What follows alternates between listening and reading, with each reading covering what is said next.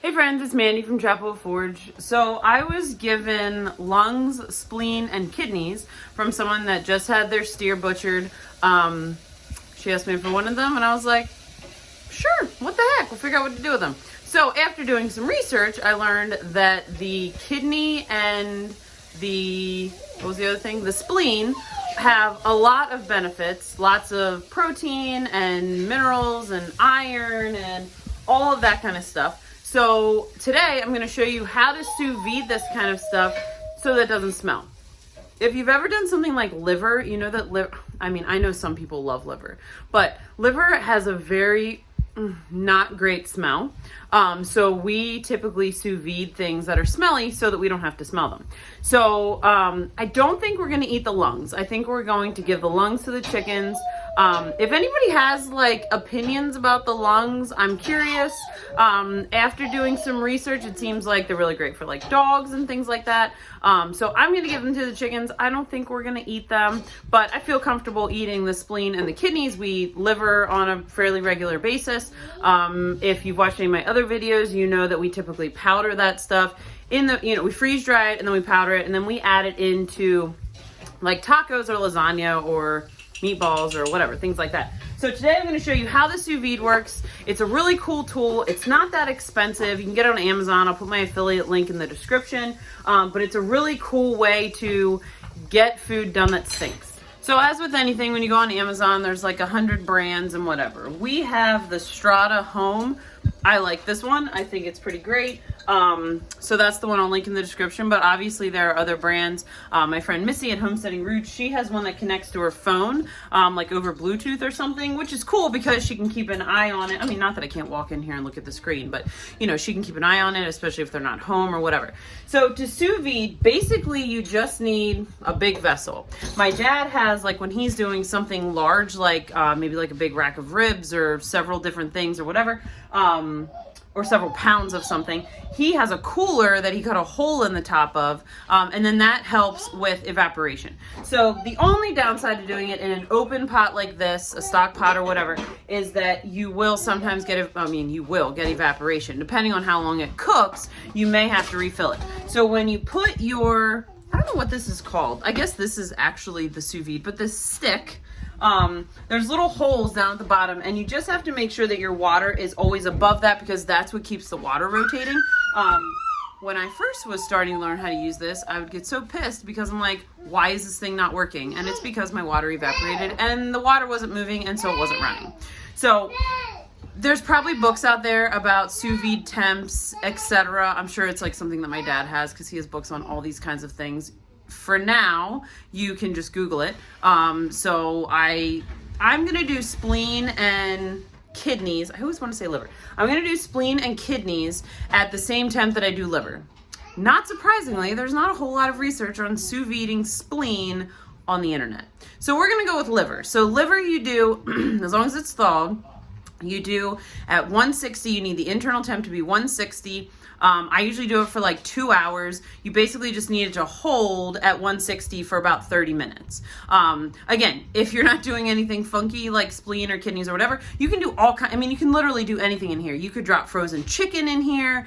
Like I said, my dad loves to do ribs. He thinks that brings them to temp really well. He also does steak in here because then I think he likes his at like medium rare. So he'll do it so that the internal temp of the steak is at medium rare. And then he just throws it like on a cast iron skillet or on the grill or whatever to get a little bit of sear, and they're perfect. So there's all kinds of things that you can do with this. I'm going to show you kind of how we do the bagging and whatever, and then get it moving. So it's pretty quiet. I mean, it's no louder than, your dehydrator or freeze dryer or whatever. Like it's just a dull little noise in the kitchen. So it's quieter than the pressure canner.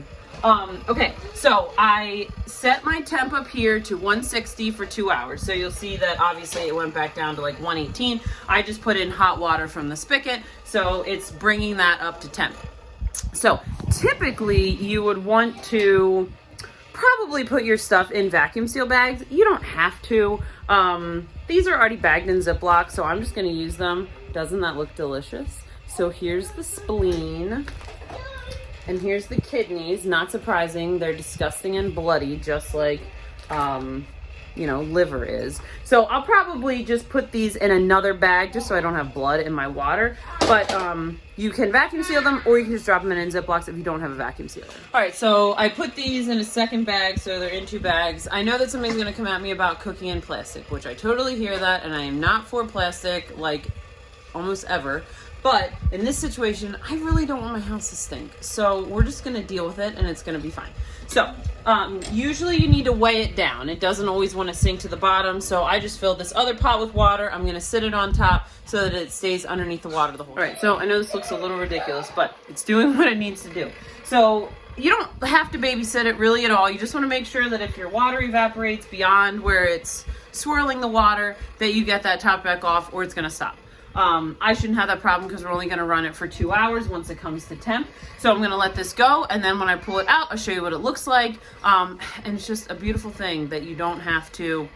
The very first time I did liver, I did it on the stovetop, like in cast iron skillets or whatever, and woof, it was disgusting. So this thing is a lifesaver. I'm sure someone's wondering, like, why are you even eating these things? Like I mentioned, they have a lot of iron, protein, minerals, vitamins, etc. And we just aren't that crazy about eating organs. But we want to get them into, you know, our diet. So this is a great way to do that we don't really have to taste it or deal with the texture of organs because it's not great. All right, so the sous vide went for a little over 2 hours. It takes, like I said, you got to give it a little time to come up to temp, and then it ran for 2 hours. It makes this obnoxious beeping noise, so there's no question that it's not done. And then you just turn it off. It stops the water from rotating. And then here we have our meat. So I typically will bust out my meat thermometer. There's really never any concern. It's usually where it needs to be. Basically, your goal with most organs is that you just don't want them bloody anymore. That's usually where you want to be. So I'm going to pull these out. I'll show you what they look like, and then they're going to go in the freeze dryer. All right, so here is the organ meat. It does not smell that fantastic.